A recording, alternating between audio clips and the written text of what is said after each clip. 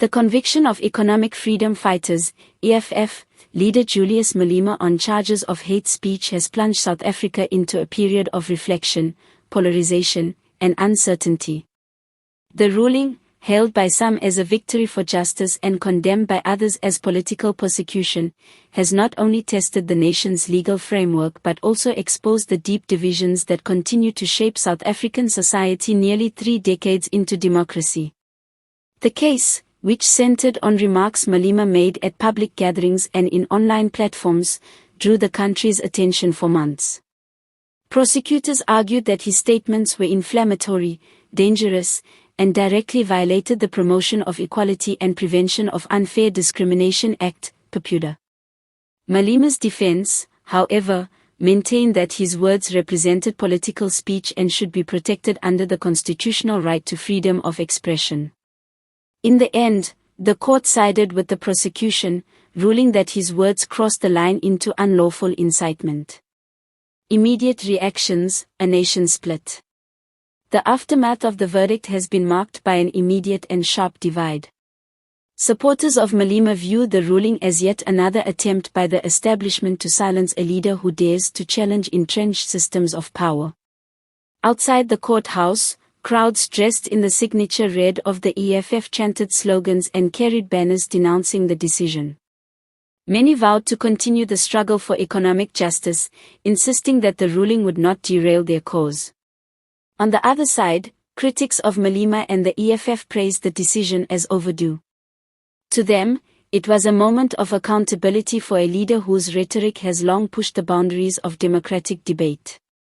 Civil society groups, legal experts, and rival politicians framed the ruling as a reinforcement of South Africa's constitutional values and a warning that even the most powerful figures are not above the law. Political fallout and future implications. The conviction comes at a time when South Africa faces mounting political and economic challenges. With national elections on the horizon, the judgment is poised to influence voter perceptions and reshape the political landscape. Analysts suggest that the ruling could weaken the EFF's ability to present itself as a credible alternative to the ruling African National Congress, ANC.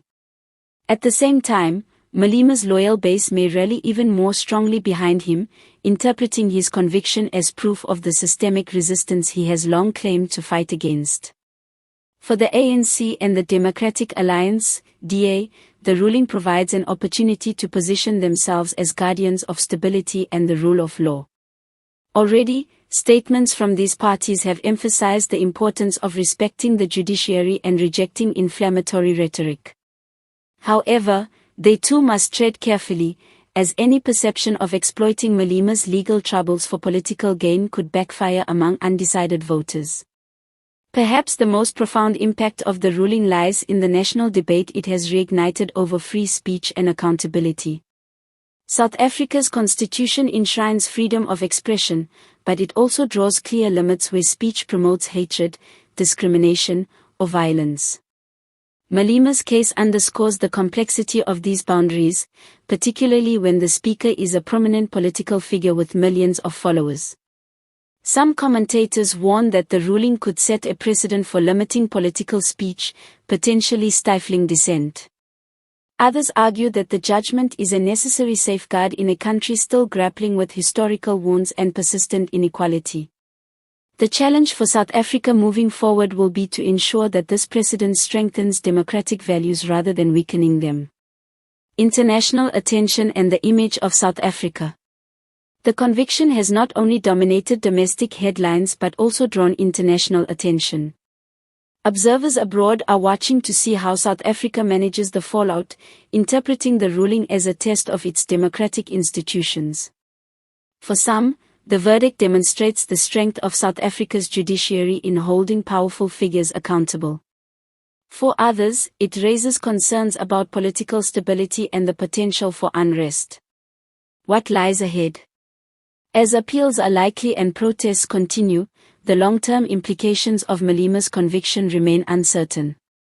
Will the ruling mark the beginning of his political decline, or will it provide him with yet another platform to mobilize support by positioning himself as a victim of persecution? Will the EFF fracture under the pressure, or emerge more unified and defiant than ever? What is certain is that the ruling has forced South Africans to confront uncomfortable questions about their democracy.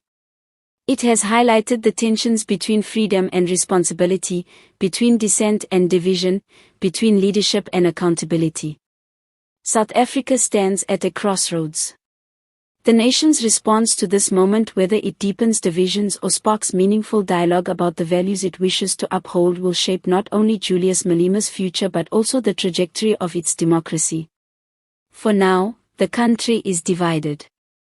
But how it navigates this division may define South Africa for years to come.